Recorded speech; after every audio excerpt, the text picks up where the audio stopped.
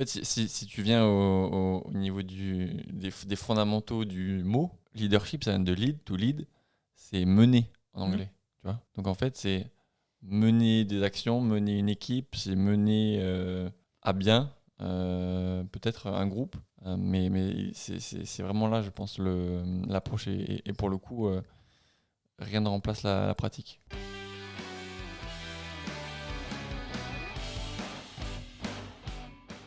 Bonjour à Bonjour tous. à tous. Bonjour à tous. Et Fanny. Salut Fanny. Désolé, j'étais absorbé par ma voix enrouée. C'est pas grave. On va commencer tout de suite. Comment tu vas déjà? Eh ben ça va bien. Ça va Parfait. très très bien. Moi, ça va aussi. D'accord. Pardon. Mais je t'ai déjà demandé tout à l'heure. Ah, d'accord. Alors, soyons sérieux. La question du jour, c'est comment développer son leadership? C'est beau, C'est une belle question. Attends, j'écris comme ça, je réfléchis en même temps. c'est ça. Je pense qu'avant de développer son leadership, il faut peut-être... En avoir. Bah non, mais... Merci. Je vais finir le podcast tout seul. Il faut peut-être définir un leadership. Ça veut dire quoi pour toi, leadership? Pour moi, leadership, c'est comment on va se positionner vis-à-vis des autres, comment on va entraîner une équipe, comment on va pouvoir, par exemple, quand il y a une situation un peu compliquée, prendre le lead, savoir prendre les décisions, savoir aussi gérer les autres, gérer les situations un peu compliquées. Je pense que peut-être juste si on réfléchit déjà à voix haute, le leadership, c'est quelque chose, je pense, qui fait beaucoup de débats et beaucoup de gens le voient, je pense, comme inné ou pas déjà. Et je pense que ce serait bien qu'on se positionne par rapport à ça. Je sais pas, tu penses que tu vois ça inné, toi, le leadership? Je sais pas si c'est inné, mais après, je pense qu'effectivement, tout le monde n'a pas le même degré de leadership ou n'en a pas, mais peut-être plus par besoin que par compétence. Dans le leadership, ces derniers temps, j'associe beaucoup aussi au passage à l'action, au fait de fédérer, etc. Et je pense que c'est pas forcément des choses que tout le monde a envie de faire ou apprécie faire. Après, je pense que on n'est pas tous égaux à ça, enfin face à ça, probablement au départ, ce qui fait que tout le monde part pas du même niveau et n'a probablement pas tous la même facilité avec. Et voilà, je pense que c'est pas forcément très évident de le développer. Ouais, je pense effectivement que comme un muscle ou une aptitude au sport, je pense que tout le monde n'est pas avec déjà les mêmes aptitudes au leadership. Tu vois, j'ai ma sœur qui me vient en tête. Ma sœur, à 3 ans, elle apprenait à ses copines des trucs, tu vois, elle prenait les choses en main. Et tu vois, ça s'apprend pas, ça. C'est des trucs déjà euh, in- instinctivement, intuitivement, il y a des enfants. Pour moi, le leadership, c'est ça, c'est déjà prendre les choses en main. Et après, bon, en fonction de ton développement pro, perso, etc., bah, ça va s'appliquer à des aspects peut-être professionnels et managériaux. J'aime bien ton exemple de prendre les choses en main parce que le leadership, c'est effectivement quelqu'un qui passe à l'action et qui entraîne les autres. En tout cas, pour moi, dans ma définition, qui n'est pas du tout, du coup, donner des ordres. Mais il y a Mm. bien un passage à l'action qui est censé entraîner une équipe, une entreprise, pro, perso, peu importe. Mais il y a le passage à l'action qui crée un sillon, comme tu dirais, Mm. et qui entraîne tout le monde. Oui, effectivement, cette notion d'action, de mouvement, Ouais. de déclencher le mouvement et d'entretenir le mouvement. Et pour le coup, je pense que il y a également des personnes qui sont plus propices à déclencher le mouvement, initier le mouvement, et d'autres qui vont l'entretenir. Et pour le coup, je pense que c'est aussi deux formes de leadership différents. Ouais, j'aurais pas mis ça dans la même catégorie. Je Ouais, pense c'est pour ça que j'ai dit qu'il y en avait deux différents. Ah, pour toi, c'est pas du leadership, le fait pas d'entretenir. forcément. Pas forcément. Je sais pas pourquoi, mais ce matin, là, dans la discussion, j'associe vraiment le leadership à le fait de passer à l'action et d'arriver à fédérer pour que tout le monde embarque. Qui est le plus dur parce que c'est tu pars de zéro et t'arraches, quoi. Je veux dire, une fois que le vélo avance et que t'as pédalé, ben, le vélo il avance. Donc je dis pas que c'est pas difficile, mais le plus difficile c'est monter sur le vélo, mettre les premiers coups de pédale pour lancer le tout. Euh, voilà. Bien, pour moi, le mouvement de départ est bien plus compliqué. Déjà, il faut savoir quand partir. Et après, il faut partir et entraîner tout le monde. Je dirais même avant le pourquoi partir. Oui, Et je pense que le leader, intuitivement aussi, parfois, il sait quelque chose à faire et il va partir. Et du coup, il va initier ce mouvement. Et si on se projette un peu plus sur des aspects managériaux, Le fait que lui se mette en action ou qu'elle se mette en action va vaincre l'inertie du départ, comme tu as dit tout à l'heure. Ça va aussi permettre de devenir une référence, au final, d'être un exemple. Et du coup, le reste va suivre. C'est un peu comme quand... Alors, désolé, mesdames, j'allais vous poser la question, est-ce que vous avez déjà siphonné un réservoir de voiture? Mais peut-être pas. Oui, mais hier soir, justement. D'accord. En fait, quand tu siphonnes un réservoir de voiture, ben, alors évidemment, tu t'amorces, si tu veux, le, le mouvement du fluide en fait, qui passe par le tuyau. Mais une fois que le mouvement il est amorcé, ben c'est auto-entretenu. En fait, le réservoir se vide presque par gravité au final. Mais pour moi, le leader, c'est celui qui va amorcer effectivement le mouvement. Et du coup, on est d'accord là-dessus, ouais. Tout à fait, on est d'accord là-dessus. Et du coup, pour répondre à ta question sur le fait de développer, comment développer son leadership, je pense que, alors c'est ma vision, hein, je sais pas si c'est la tienne, mais je pense, pour moi en tout cas, que c'est la pratique. S'exposer à des situations où on peut, où on doit initier le mouvement et le refaire, et le refaire, et le refaire, et le refaire, et s'améliorer et le refaire. Moi, je pense que j'irai encore plus loin. Et je dirais... Soyons fous. Vas-y. Non, mais le leader, il a besoin de passer à l'action. Je pense que tous les jours, plein de gens voient des choses qui pourraient être faites différemment, lancées, amorcées, traitées, améliorées. Sauf qu'en fait, la différence, c'est que le leader, lui, il a besoin que les choses avancent, se règlent, soient faites différemment. Et c'est son besoin de passer à l'action qui le fait ou l'a fait démarrer avant tout le monde. Et je pense que c'est là où tout le monde n'a pas le même besoin de passer à l'action. Et du coup, c'est là où effectivement ça peut se travailler, mais quand c'est en soi, je pense que effectivement ça part avec des longueurs d'avance. Et je pense que pour le coup, ben on voit souvent le leadership avec l'esprit d'équipe, l'aspect équipe. Mais pour le coup, effectivement, je pense que déjà le leader, il se drive déjà lui-même. Ouais. Ou elle-même. Et ensuite, le fait de transmettre et de pouvoir embarquer une équipe ou embarquer un groupe de personnes, c'est peut-être autre chose encore. Oui, mais bon, je pense que c'est corrélé. Après, il y a des gens qui vont être leaders de partout parce que c'est une nature, c'est un eux, etc. Après, il y a des gens qui vont peut-être être leaders sur un sujet parce que plus à l'aise, plus expert, plus de passion, plus d'intérêt. Mais je pense que quelqu'un qui se lance et qui passe à l'action, ben, finalement, il met les premiers coups de roue et il peut quand même embarquer. Et je pense que peut-être que ça se travaille. Tu vois, le fait de passer à l'action, c'est plus difficile. Par contre, comment, dans le passage à l'action, on entraîne les autres, ça, je pense que ça peut davantage se travailler. Tout à fait. En fait, si tu viens au niveau des fondamentaux du mot, leadership, ça vient de lead, to lead, c'est mener en anglais. Tu vois, donc en fait, c'est mener des actions, mener une équipe, c'est mener à bien peut-être un groupe.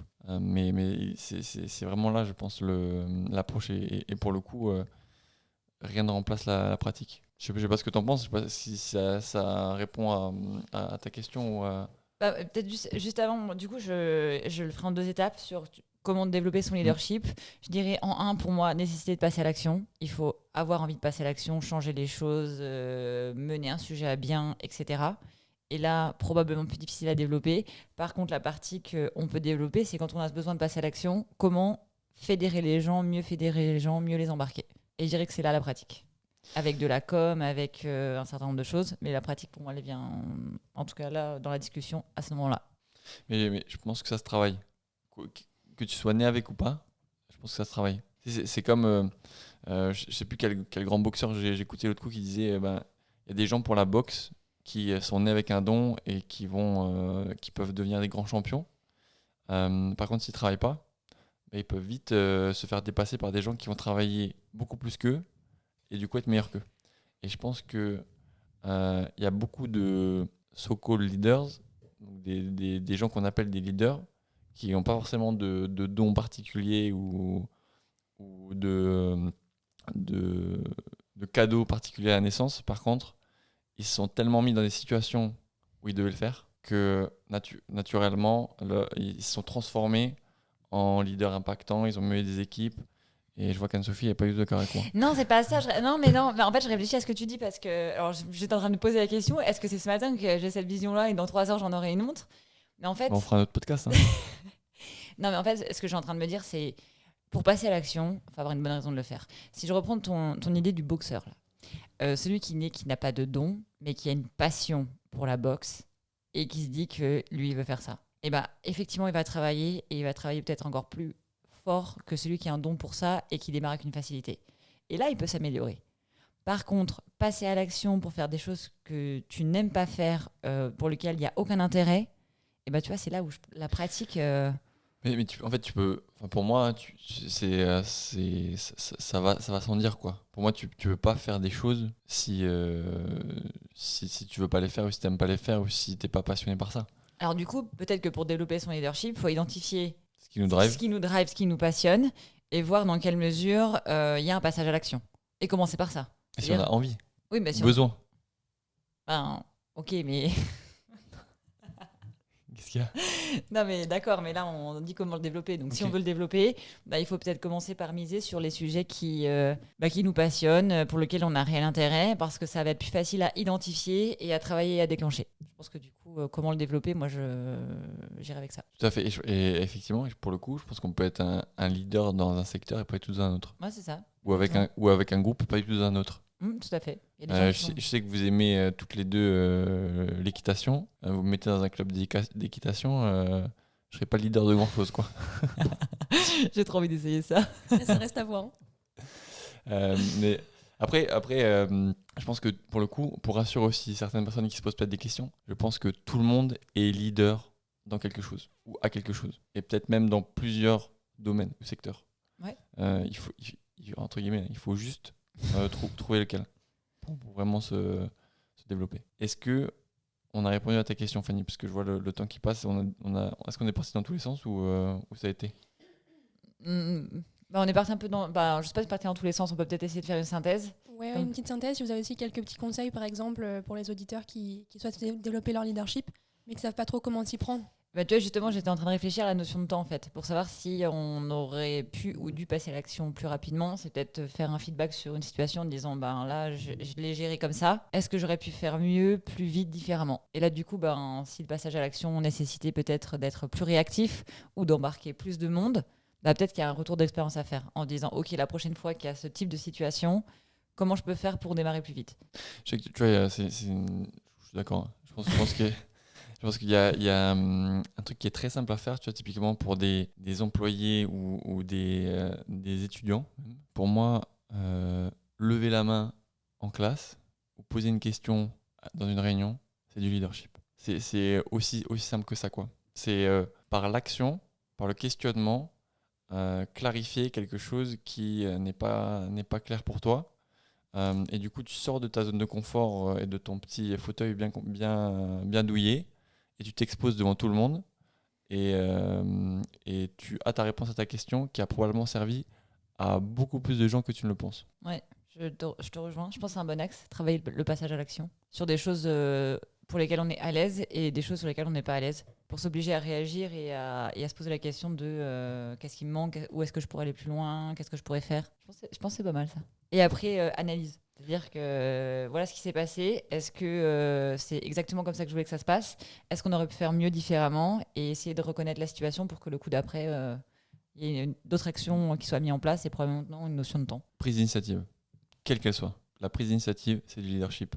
Le leader, c'est pas celui qu'on croit, hein. C'est pas toujours celui qui arrive avec un beau costard dans la pièce et qui parle fort, quoi. Ah bah non, parce que s'il fait pas... Ça. Donc la prise d'initiative, quelle qu'elle soit, c'est du leadership. Si ce week-end, vous allez laver votre voiture, j'y pense parce que je vais aller laver ma voiture ce week-end, et que ça aurait été bien plus sympa de rester dans votre canapé sur Netflix, et ben c'est du leadership. Vous menez une action pour vous faire avancer dans la vie au final. Aussi minime l'action soit-elle. Un plein exemple. Hein. Allez remplir votre frigo, enfin tout ça. Là, je pense qu'il y a une vraie granularité sur tous les sujets au final. Ouais. Du coup, si j'essaie de faire une petite synthèse vraiment rapide, on a commencé par définir... Enfin, alors, la question, c'était comment développer son leadership. On a déjà commencé par essayer de définir leadership. En tout cas, on a donné une définition qui nous parlait à tous les trois autour des micros, qui était déjà comment se positionner vis-à-vis des autres. Nous, on a défini que pour nous, tout le monde ne part pas avec le même jauge de leadership au départ. Il y en a qui sont plus à l'aise avec ça depuis l'enfance, dans le développement, etc. Mais que effectivement, ça peut se travailler. Et pour se pratiquer, il faut probablement commencer par les sujets qu'on affectionne, qui nous passionnent, pour lesquels on a un réel intérêt. Parce que du coup, le déclenchement de passage à l'action sera bien plus évident. Donc, le leadership, c'est passer à l'action et fédérer les gens autour pour suivre le sillon qui a été creusé. Comment on peut s'améliorer ? On peut s'améliorer en travaillant le passage à l'action. Donc, on a donné des exemples. Ça veut dire lever la main en cours pour poser une question qui va permettre aussi aux autres d'avancer sur le sujet de la réflexion. C'est comment je lance un sujet, je me le saisis et j'avance avec. Est-ce que j'irai tout seul au bout ou pas ? C'est pas l'objectif. L'idée, c'est de fédérer. Est-ce que quelqu'un va prendre le relais au milieu ? Peut-être. Mais c'est vraiment le passage à l'action et le fait d'entraîner. Donc la prise d'initiative en tout genre peut permettre d'améliorer ça. Et après, on a dit aussi tout ce qui est prise de recul. Donc ça veut dire analyse d'une situation. Est-ce que je suis satisfait ou satisfaite de ce qui s'est passé ?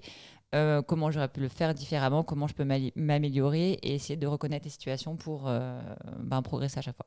Je me dis qu'à 3 cerveaux, quand même, c'est pas mal. J'aurais été 3 devant ma disserte de philo au bac, j'aurais eu une autre note. On s'arrête là-dessus ? Répondre à ta question ? Vous avez très bien répondu à la question. Super. Parfait. Merci Fanny. Merci Fanny. Bonne journée à tous. Merci à Bonne vous. journée. Bonne journée.